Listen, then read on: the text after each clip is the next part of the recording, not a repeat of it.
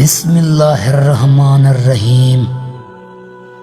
آپ تمام دیکھنے اور سننے والوں کو سچے اقوال میں دل کی گہرائیوں سے خوش آمدید کہتا ہوں۔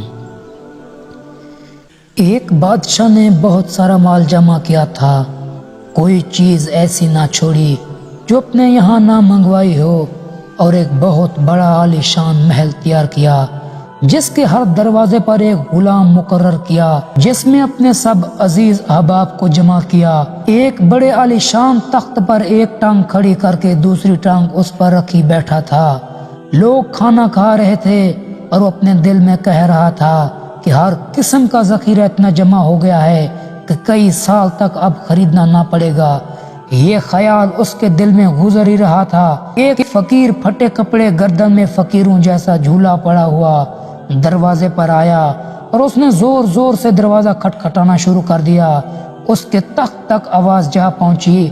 غلام دوڑے ہوئے باہر آئے۔ یہ کون شخص ہے؟ اس سے جا کر پوچھا، کیا بات ہے؟ اس نے کہا کہ اپنے سردار کو میرے پاس بھیج دو۔ غلاموں نے کہا، ہمارے آقا تجھ جیسے فقیر کے پاس آئیں گے؟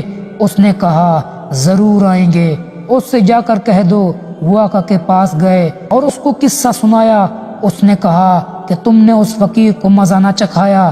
اتنے میں اس فقیر نے دوبارہ زور زور سے دروازہ کھٹکھٹایا، جس پر دربان دوڑے ہوئے دروازے پر آئے۔ اس فقیر نے کہا کہ اس اپنے آقا سے کہہ دو کہ میں ملکت موت ہوں۔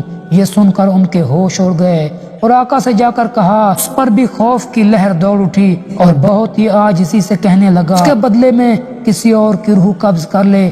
اتنے میں یہ فقیر اندر پہنچ گیا اور اس سے کہا کہ تجھے جو کچھ کرنا ہے کر لے، میں تیری روح قبض کیے بغیر واپس نہیں جا سکتا۔ اس نے اپنا سب مال جمع کرایا اور مال سے کہنے لگا کہ اللہ کی تجھ پر لعنت ہو، تو نے اور تیری مشغولی نے مجھے اپنے اللہ کی عبادت سے روک دیا اور اتنا وقت نہ دیا۔ اسی وقت اللہ تعالیٰ کی عبادت کر لیتا۔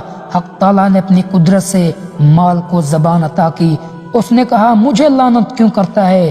میری ہی وجہ سے تو بڑے بڑے بادشاہوں تک ایسے وقت پہنچ جاتا تھا جبکہ نیک لوگ ان کے دروازے سے ہٹا دیے جاتے تھے۔ میری ہی وجہ سے تو نازک عورتوں کی لذتیں حاصل کرتا تھا۔ میری ہی وجہ سے تو بادشاہوں کی طرح رہتا تھا۔ تو مجھے برائی میں خرچ کرتا تھا اور میں انکار نہیں کر سکتا تھا۔ اگر تو مجھے خیر کے موقع پر خرچ کرتا تو میں ضرور تیرے کام آتا۔ اس کے بعد ملکت موت نے اس کی روح قبض کر لی اور وہ اپنا سب مال و دولت وہی چھوڑ گئے۔ امید کرتا ہوں میرے دوستو آپ کو یہ ویڈیو اچھی لگی ہوگی۔ ویڈیو اچھی لگے ویڈیو کو لائک اور چینل کو سبسکرائب کر